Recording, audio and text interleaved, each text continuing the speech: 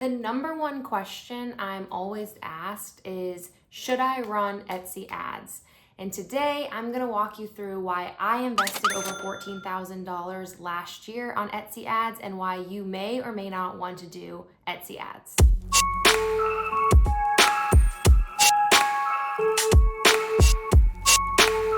So while I invested $14,000 on Etsy ads, it's not as though I spent that money completely blind to the results. The reason I invested that much money is because I was making sales. And in my previous video, I do full walkthroughs on how much I profited, what was my revenue, what were my cost of goods, as well as my marketing expenses.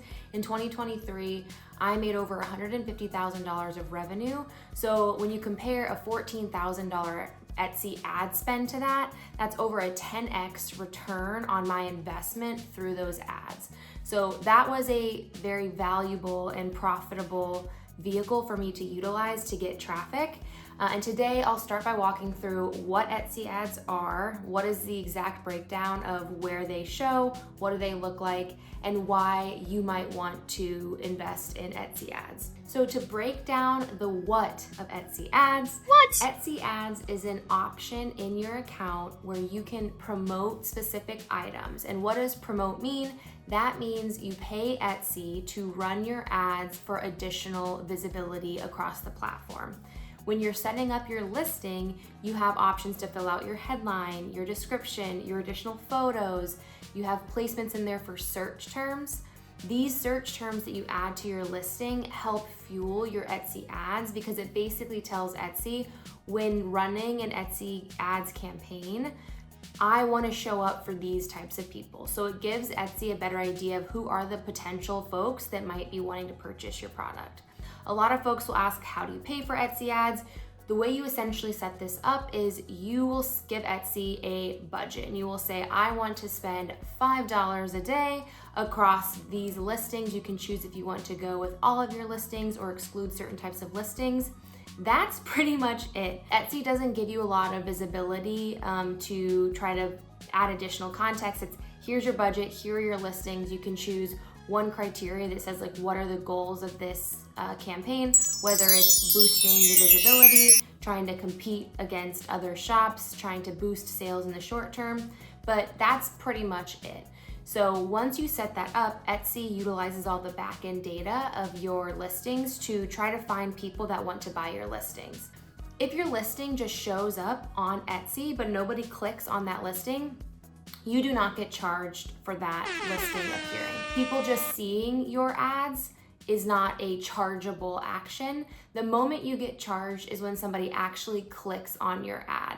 So when somebody actually clicks on your ad, they will end up on your page. Hopefully they're interacting with that listing, giving Etsy more data onto how long are people spending here, what is the value of this customer to try to find more people that are replicating that action, and ideally they end up purchasing. You can show up on Etsy. The other place that your ads could potentially show up is outside of Etsy. So Etsy as a whole, as a marketplace, they have data for every single one of our products and every single listing, which is awesome. They are also running outside advertising themselves. And the goal there is when somebody's already on Etsy, Etsy wants to make sure that they're checking out because then Etsy gets their fee and you get your sale too. And it's a mutually beneficial relationship. Etsy is also actively shelling out lots of money to promote all of our listings or some of our listings outside of Etsy to get people to come to Etsy from other places on the internet who are shopping. So as you can see here, another way that your listings might be showing up and might be part of the Etsy ad campaign is if somebody is searching for something specific online, their Etsy ad might show up here, in which case the moment that somebody clicks on that ad and goes and purchases this product, you as a seller would be charged 15% of that overall sale. So that's two different ways for which you are charged with Etsy ads. It's either a pay-per-click model with listings and sponsored listings shown on site, or if it comes from an off-site ad, you are charged a 15% fee for basically getting that sale. I will note here that 15% fee is ridiculously reasonable. If you are driving traffic outside of Etsy to your own Shopify, most of the time you are going to be paying 30 to 40% of that sale. That is what Etsy ads are and how they operate across the web.